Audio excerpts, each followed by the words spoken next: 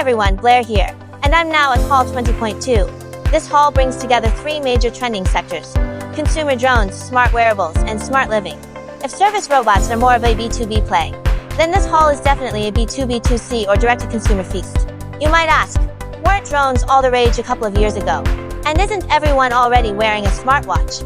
But this year's Canton Fair is a whole different story. Drones are now doubling down on portability, longer battery life, and 4K imaging. Smart wearables have evolved from just telling time to monitoring your health, and even detecting diseases. And smart living, it's turned whole home automation into plug-and-play modular systems. Today, let me take you on a tour to see which products might just become the next cross-border bestsellers. Let's start with drones. This exhibitor is focusing on foldable portability, 4K HDR, and 40-minute flight time. When folded, it's about the size of a smartphone, perfect for outdoor travel bloggers. The owner told me their main markets this year are Europe and North America, especially independent sellers on Amazon. Their order volumes are huge. They also offer ODM services, so you can customize the shell color and even the app interface, clearly tailored to overseas buyers' tastes. One more detail: their batteries are UN 38.3 certified, which means they can be shipped by air. That's a game changer for cross-border e-commerce sellers. Now check out this other drone. It's all about AI auto-tracking. No remote control needed. You can control it with hand gestures, and it automatically follows the subject. Ideal for vlogging. And the price? The bulk purchase cost is only around $80 US. That's incredibly competitive in overseas markets. Next up, smart wearables. Beyond the usual watches and bands, this year I spotted some fresh form factors. Smart rings, smart glasses, and even smart patches. Take this smart ring, it tracks heart rate, blood oxygen, sleep quality, and even detects if you've had alcohol.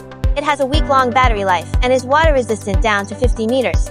Perfect for users who don't like bulky watch faces. Many people find watches uncomfortable for sleep, but a ring feels light and barely there. This product has already been successfully crowdfunded in Japan, and now they're looking for distributors in Europe and the US.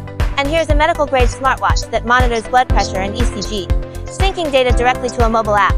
It's already obtained FDA Class 2 clearance, which opens the door to the US insurance-backed healthcare market. Huge potential. Finally, let's talk about smart living. This isn't about single products. It's about scenario-based solutions. Take whole home smart kits, gateways, plugs, bulbs, sensors. Users can install them themselves without hiring a professional. This exhibitor is especially clever. Their products are compatible with Alexa, Google Home, and Apple HomeKit, and they also open up API interfaces for third-party platforms. For small overseas developers or B2B property hosts, this plug-and-play smart retrofit solution is incredibly appealing.